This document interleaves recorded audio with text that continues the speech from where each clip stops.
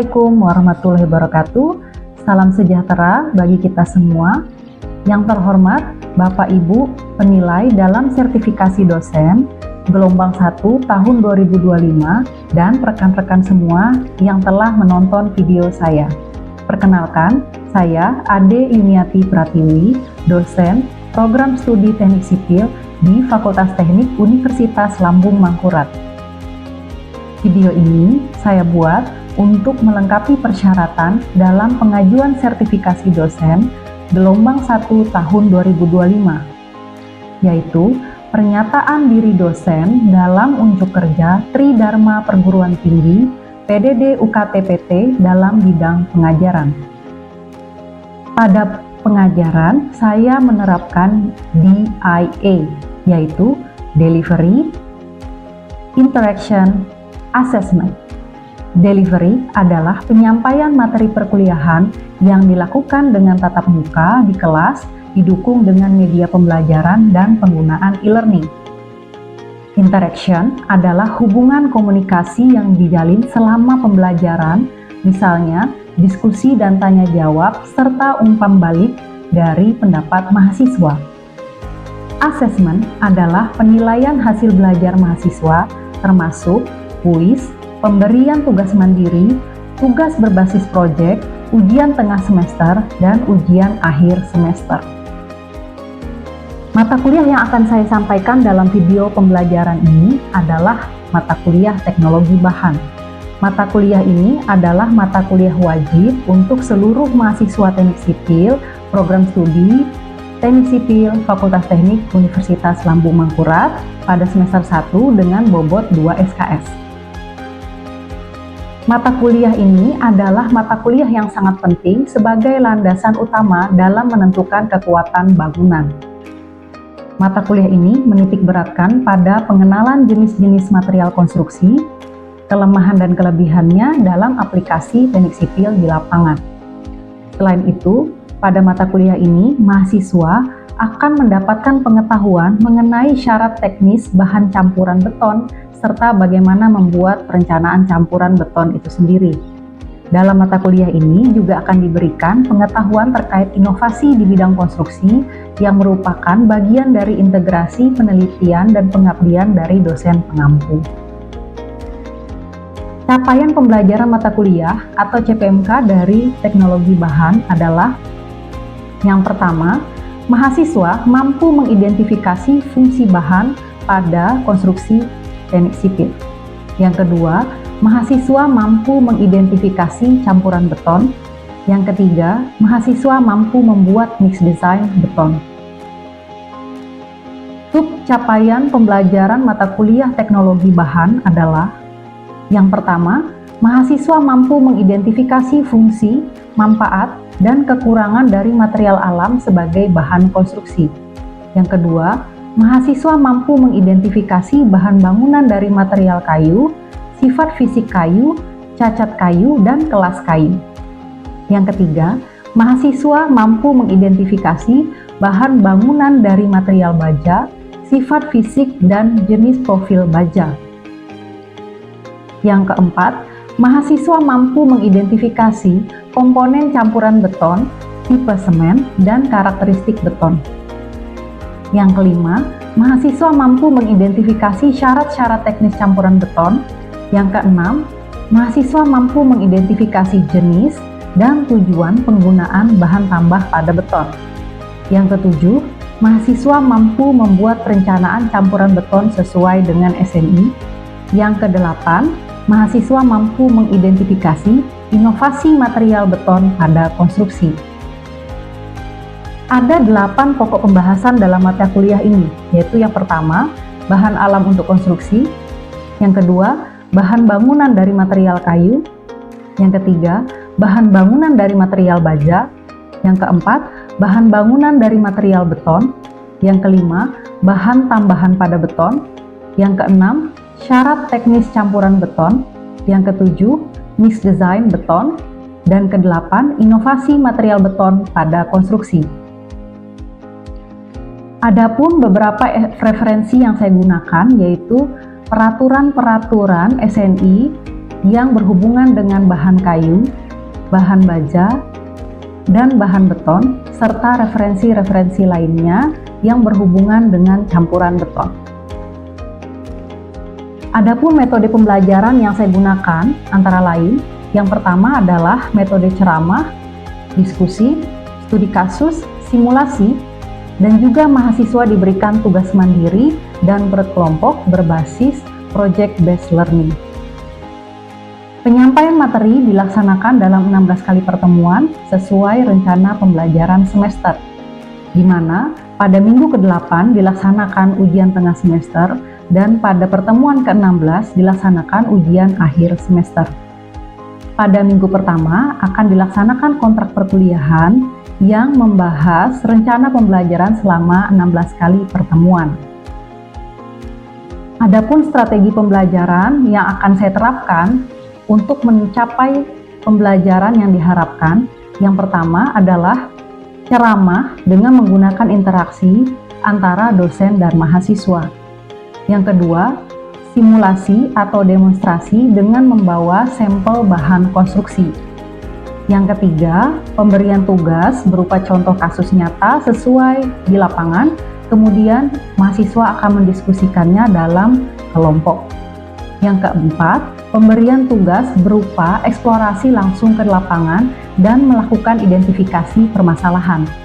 Yang kelima, penyampaian materi tambahan dengan media LMS e-learning pada Simari ULM. Adapun untuk persentase penilaian, 30% tugas dan kuis, 30% ujian tengah semester, 40% ujian akhir semester. Syarat untuk mengikuti UAS adalah kehadiran mahasiswa minimal 80% dari total pelaksanaan perkuliahan. Berikut akan saya tampilkan rekaman proses pembelajaran selama tatap muka di kelas pada perkuliahan teknologi bahan pertemuan ke-7. Assalamualaikum warahmatullahi wabarakatuh. Waalaikumsalam. Selamat pagi adik-adik semua. Hari ini kita akan belajar mata kuliah pertemuan ke-7 untuk teknologi bahan yang berhubungan dengan beton. Jadi hari ini kita akan mempelajari apa saja nanti yang berhubungan dengan komponen penyusun beton dan karakteristiknya gitu ya. Oke, sebelum kita belajar seperti biasa berdoa dulu. Silahkan Ketua Kelas Feli bisa memimpin berdoa.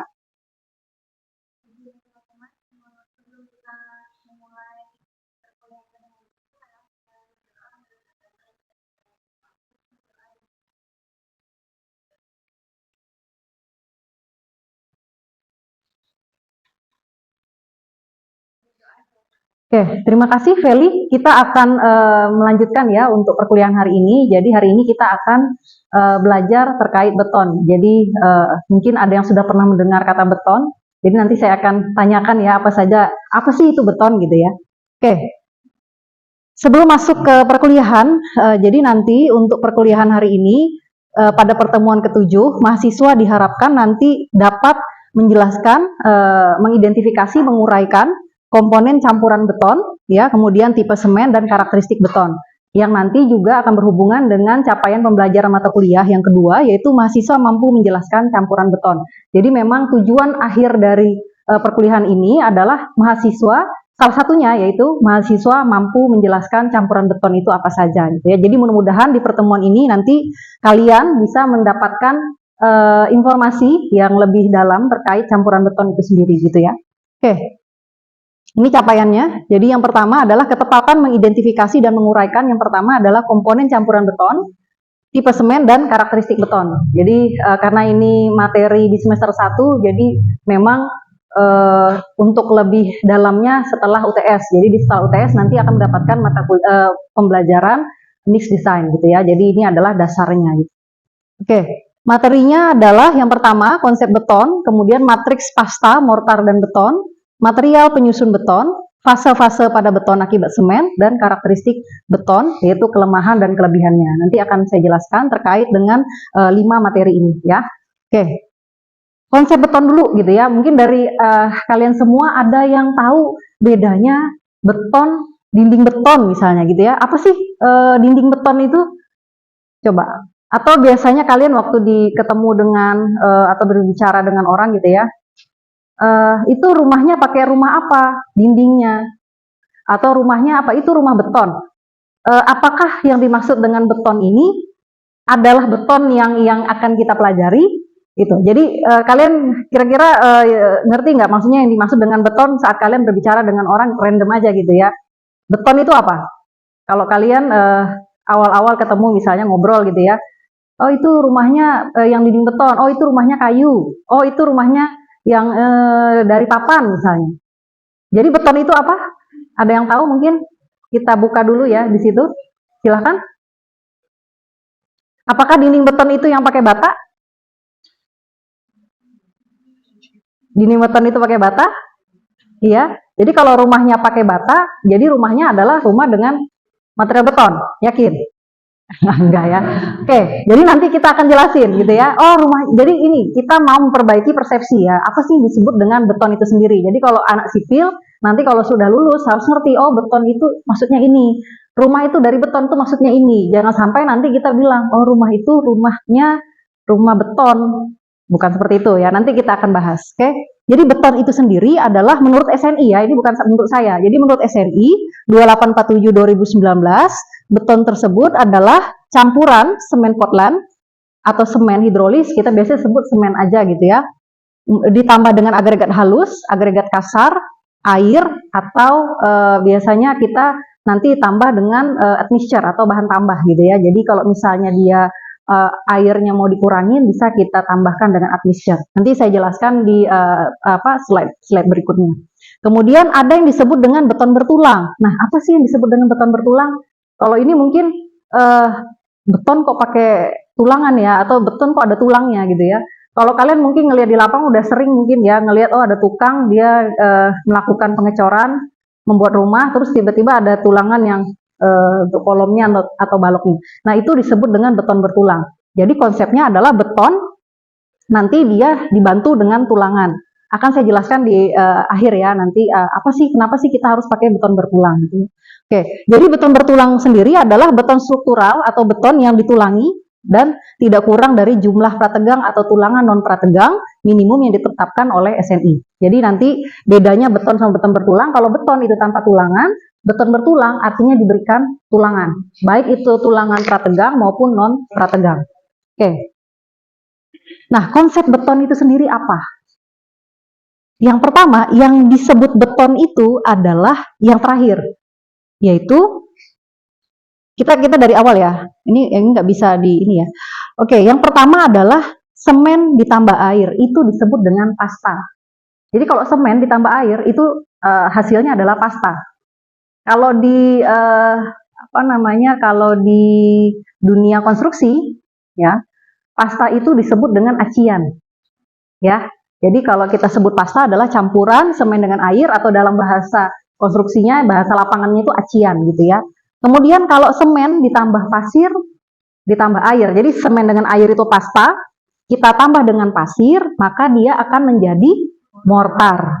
Ya, mortar kalau di dunia konstruksi di lapangan dia disebut dengan apa? Ada yang tahu? Plester. Ya, plester itu di mana sih posisinya? Dinding. Ada lagi? Bisa di lantai, ada yang pernah lihat nggak? Lantai, spesi. Nah, itu ya. Jadi plester itu adalah campuran pasta dengan agregat halus atau pasir, ya. Gitu. Itu disebut dengan mortar. Kemudian beton baru dikatakan beton kalau dia dicampur dengan agregat kasar. Nah, tadi saya di awal ada menanyakan, rumahnya dindingnya apa? Kalian biasanya menjawab beton. Apakah kalian yakin itu beton? Perhatikan, beton itu matriksnya adalah semen, pasir, kerikil dengan air. Jadi sekarang dinding itu adalah dinding bukan beton, artinya dinding bata misalnya, bata merah, bata ringan, batako. Jadi kalau tanya rumahnya tuh dindingnya dinding bata misalnya, atau dinding batako. Memang nggak terlihat ya, agak kesulitan kita ya, mau nggak mau kita sebut dengan dinding beton akhirnya gitu ya. Tapi itu sebenarnya salah persepsi. Kalau anak sipil mesti tahu yang dimaksud dengan beton itu apa, gitu ya. Jadi beton itu sendiri adalah campuran semen, kerikil, pasir, dan air. Jadi atau kita sebut dengan mortar ditambah kerikil gitu ya. Itu adalah beton. gitu. Jadi itu yang disebut dengan beton. Oke, kalau misalnya rumahnya dindingnya beton, kalau dengan kata asli dia beton, artinya rumah itu luar biasa banget ya kakunya ya, karena dia semua dicor, bayangkan ya, pasti mahal sekali ya. Makanya kenapa yang kita gunakan dalam struktur menggunakan beton itu biasanya elemen-elemen struktural seperti kolom, balok misalnya atau lantai seperti itu ya. Oke, tadi mungkin yang kalian familiar adalah lapisan pada dindingnya, yaitu plester dan acian. Nah, itu yang kita gunakan pada dinding ya. Tapi itu bukan beton. Itu hanya matriks sebelum dia menjadi beton. Jadi ada pasta dan mortar gitu ya. Oke. Nah, ini juga untuk memperjelas nanti biasanya juga ada tambahan udara pengisi. Ini nanti ada saya jelaskan di slide berikutnya ya. Kemudian zat tambah atau admixture ya, ini biasanya hubungannya dengan apakah kita mau membuat beton yang mutu tinggi atau misalnya beton yang lambat mengerasnya. Nah, ini nanti hubungannya dengan penggunaan admixture gitu ya. Oke. Material-material penyusun beton yang pertama adalah semen Portland. Nah, semen Portland ini berdasarkan SNI 7656/2012 intinya adalah dia mengandung kapur ya, mengandung silika, mengandung alumina. Jadi kalau kalian menemukan elemen yang dia mengandung beberapa komponen ini dalam satu zat ya istilahnya gitu ya, maka ada kemungkinan dia bisa bereaksi seperti semen ya. Sehingga semen itu fungsinya adalah dia mengikat ya, jadi pengikat. Dia yang nanti memiliki reaksi kimia. Jadi kalau misalnya kita punya atau kita mendapatkan sebuah zat yang mirip ya dengan semen, ada kemungkinan dia bisa juga bereaksi seperti semen. Gitu ya. Nah, yang bereaksi seperti semen biasanya nanti pozzolanic material, misalnya fly ash gitu ya, yang mirip-mirip dengan yang memiliki kandungan yang sama, hampir sama dengan semen, seperti itu. Nah, semen sendiri dia dihasilkan melalui proses yang cukup panjang juga gitu ya, diproduksi di pabrik ya. Dan biasanya semen ini memang kalau sekarang bisa ada beberapa komunitas itu menyatakan bahwa semen ini sebenarnya material yang tidak ramah lingkungan. Kenapa? Karena saat dia proses memproduksinya dia mengeluarkan zat karbon dioksida yang sangat besar. Sehingga ada yang menyarankan ya udah kamu kurangin semennya, tambahin fly ash. Fly ash itu limbah ya, limbah sisa dari pembakaran batu bara. Jadi nanti itu yang kita gabungkan sehingga produksi dari semen itu sendiri menurun gitu ya. Jadi nanti istilahnya ya karbon dioksidanya ya menurun juga gitu ya. Agregat di sini apa sih fungsi dari atau reaksi dari agregat ini pada beton? Nah, agregat sendiri ini nanti dia memiliki namanya interlocking effect. Dia mengikat ya, mengunci, mengikat, mengunci. Jadi kita memerlukan karakteristik itu pada agregat. Jadi kalau agregat kita itu terlalu halus permukaannya, maka kunci-kunciannya kurang kan gitu ya bahasanya ya. Semakin dia kasar, kunci-kunciannya bagus sehingga nanti beton kita juga akan memiliki kekuatan yang bagus gitu ya. Oke. Ini juga hubungannya juga dengan interfacial transition zone atau daerah kosong karena perbedaan ukuran agregat yang sama. Kita nggak mau ya ukuran agregat itu sama dalam beton karena akan memungkinkan nanti kita simulasi ya. Kalau sempat kita akan simulasi kalau misalnya ukuran agregat itu sama seperti apa gitu ya. Kalau kita simulasi pasir sama kerikil nanti kalau dia dicampur seperti apa karena nanti ukurannya akan berbeda ya. Bahan kimia tambahan. Nah, bahan kimia tambahan ini nanti akan dijelaskan pada pertemuan selanjutnya ya. Jadi yang secara detail akan dijelaskan, tapi ini intinya adalah dia punya 7 tipe umumnya. Yang pertama adalah water reducing. Jadi bahan tambah itu ada yang dia fungsinya mengurangi air. Kenapa? Karena air tadi dia bisa bikin apa tadi? Segregasi ya. Sehingga air kita kurangin aja nggak masalah gitu ya. Kemudian ada yang retarding. Retarding itu artinya adalah dia memperlambat proses pengikatan beton. Kemudian accelerating. Accelerating itu apa? Accelerate ya, mempercepat. Jadi ada juga yang ingin mempercepat ya. Harus cepat nih, harus cepat karena tadi ya kita perlu menggunakan beton itu dengan waktu yang sangat cepat ya. Jadi nanti yang sisanya adalah gabungan-gabungan saja. Nanti yang perlu airnya sedikit, perlu cepat dan lain-lain. Karakteristik beton, kelemahan dan kelebihannya ini penting sekali kalian ketahui. Yang pertama, berat beton itu berat. Jadi dia beton itu berat. ya. Beton itu berat. Sehingga apa yang harus kita lakukan? Biasanya kita bisa menggunakan beton ringan ya, teknologi sekarang ya. Atau kita bisa campur dia dengan, kita kompositkan dia dengan baja misalnya ya. Kemudian kekuatan tariknya rendah, tapi kuat tekannya tinggi. Kuat tarik rendah itu nanti bisa mengakibatkan retak. Kekuatan tekan yang tinggi itu bisa mengakibatkan, bagus aja gitu ya kalau beton. Dia memang harus kuat tekannya tinggi. Jadi beton itu kuat tekan tinggi. Kalau baja nanti kuat tariknya yang tinggi ya.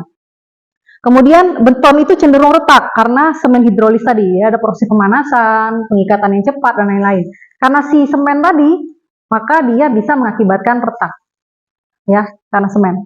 Kemudian nanti kita bisa menggunakan tulangan untuk mengikat ya, supaya nanti tadi kan kuat tariknya tinggi si tulangan, kuat tekannya tinggi adalah si beton. Maka beton dengan tulangan digabung menjadi beton bertulang. Dia saling membantu ya. Kemudian struktur beton sulit dipindahkan ya, dan pemakaian daur ulang itu sulit. Nanti artinya teknologi yang digunakan adalah precast. Precast itu sama seperti baja. Dia dibangun atau dibuat di pabrik dengan ukuran-ukuran yang sudah kita inginkan ya. Dipasang di lapangan, itu tinggal ditaruh seperti Lego. Ya, sama seperti baja. Jadi dia ada sambungan-sambungan khusus untuk precast. Makanya ada, kalau kalian pernah baca atau pernah menonton di China juga sudah ada ya, mereka beli rumah sehari atau 2 hari jadi. Kenapa? Karena mereka pakai teknologi precast. Ya, misalnya kita mau pakai beton, teknologi precast. Jadi untuk dindingnya udah ada, untuk baloknya udah ada, kolomnya udah ada, jadi tinggal pasang, tinggal dikait-kait aja selesai. Ya, kalau kita mungkin teknologinya masih cor ya. Kita tunggu dia sampai 28 hari dan lain-lain gitu ya. Oke, kita masuk ke sesi diskusi ya. Yang pertama adalah dari semua yang saya sampaikan ya, saya mau dari kalian bisa menjelaskan yang pertama apa saja fungsi masing-masing komponen utama dalam beton, yaitu semen, agregat halus, agregat kasar, dan air. Silakan, siapa? Oke, silakan. Namanya siapa? Oke. Silakan.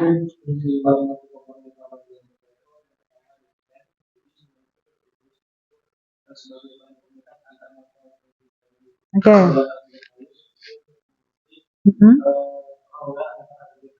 Oke. Oke.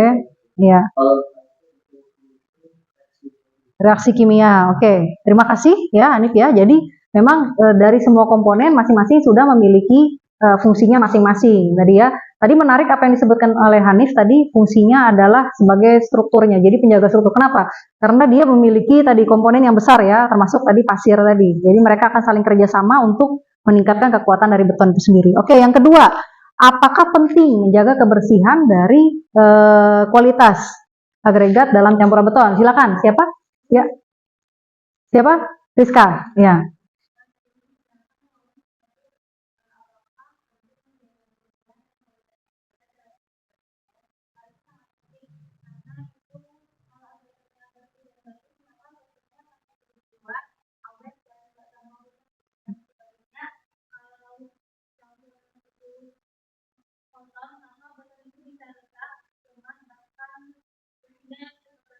Oke, jadi kalau agregatnya kotor, apa yang harus kita lakukan?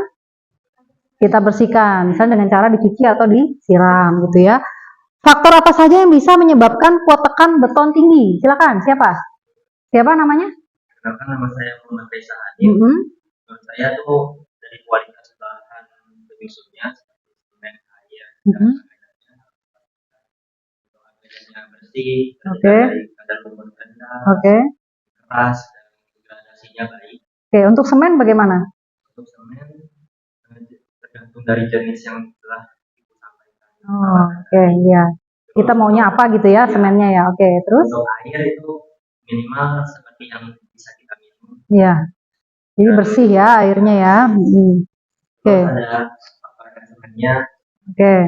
Terus bahan tambah. Kalau kita mau menambahkan bahan tambah ya untuk meningkatkan kuat tekan. Oke, terima kasih untuk jawabannya, bagus sekali ya. Kemudian yang terakhir adalah dalam kondisi lingkungan ekstrim, misalnya di lingkungan asam gitu ya, semen apa yang digunakan? Tadi kita punya 4 tipe semen, silakan ada yang mau menjawab? Oke, silakan, siapa namanya?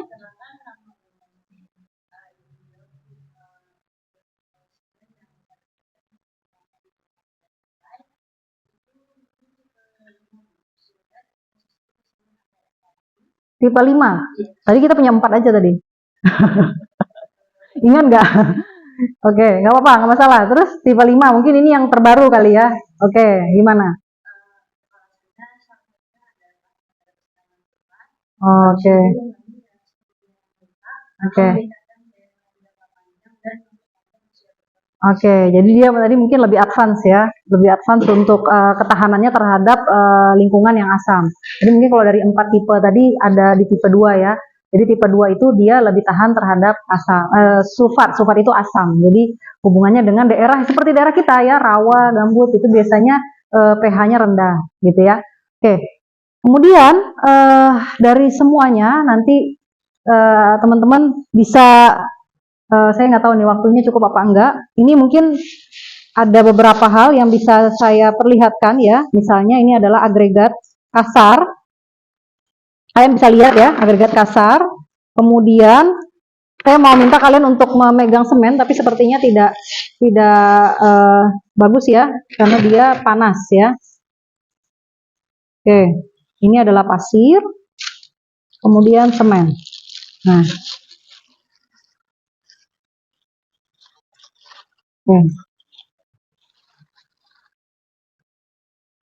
jadi ini ya. Oke, bisa dilihat ya. Jadi di ini aja, di bawah dijalankan saja. Kerikil, pasir, dan semen. Itu contoh ya, contoh dari campuran atau komponen-komponen pada beton. Jadi kalau kita perhatikan kerikilnya itu bersih nggak ya kerikilnya ya? Perlu dicuci nggak? Perlu dicuci ya. Jadi dia seperti ada kotoran yang menempel pada kerikilnya. Nah, kalau kalian perhatikan untuk pasirnya sendiri itu berwarna kecoklatan ya. Nah, tipe-tipe pasir sendiri itu banyak ya. Jadi ada yang warnanya putih, ada yang warnanya kecoklatan, lalu nanti juga ukuran-ukuran juga bervariasi. Oke. Nah, ini sambil jalan ya, nanti ini saya kasih tugas. Tugasnya adalah tugas eksplorasi bahan penyusun beton. Nanti hasil tugasnya bisa dikumpulkan di Simari e-learning ya. Ada 4 tugas, silakan dibaca. Nanti berkelompok, ketua kelas nanti membagikan kelompoknya gitu ya. Silakan nanti bisa gabung cewek atau cowok gitu ya. Silakan. Kemudian perlu disubmit dalam waktu 1 minggu di e-learning ya. Ada 4 soal hubungannya dengan identifikasi jenis semen yang ada di pasaran. Jadi kalian harus tanya ya. Kemudian komponen penyusunnya dan tentukan penggunaannya. Jadi ada beberapa tipe ya. Tadi ada yang advance juga, tipe yang 5 ya, mungkin sudah beredar ya. Kemudian yang kedua adalah identifikasi penggunaan beton di lingkungan sekitar itu buat apa aja. Ya, nanti kalian dokumentasikan dan diuraikan fungsinya. Kemudian identifikasi jenis agregat yang digunakan, dokumentasikan juga dan asalnya dari mana. Jadi kalian tanya, nih dari mana ya. Nanti mungkin ada yang jawab dari Barito ya, Sungai Barito misalnya gitu ya. Ada yang dari Plehari misalnya gitu ya. Kemudian yang keempat adalah identifikasi jenis air yang digunakan. Mungkin nanti kalian akan terkejut. Mungkin ada yang bilang, oh dulu kita pakai air kali misalnya gitu ya. Atau kita pakai air pantai misalnya ya, siapa tahu ya. Jadi nanti silakan kalian bisa gunakan metode wawancara pada penyelesaian tugasnya. Oke, ada pertanyaan untuk tugasnya? Sudah cukup jelas ya? Oke. Terima kasih atas kehadiran kalian hari ini ya. Saya tutup. Assalamualaikum warahmatullahi wabarakatuh. Sekian video pembelajaran mata kuliah teknologi bahan pada program studi Teknik Sipil Fakultas Teknik Universitas Lambung Mangkurat. Semoga video ini bisa menjadi bahan pertimbangan dalam proses pengajuan sertifikasi dosen gelombang 1 tahun 2025 dan bermanfaat bagi kita semua. Akhir kata, saya ucapkan terima kasih. Wassalamualaikum warahmatullahi wabarakatuh.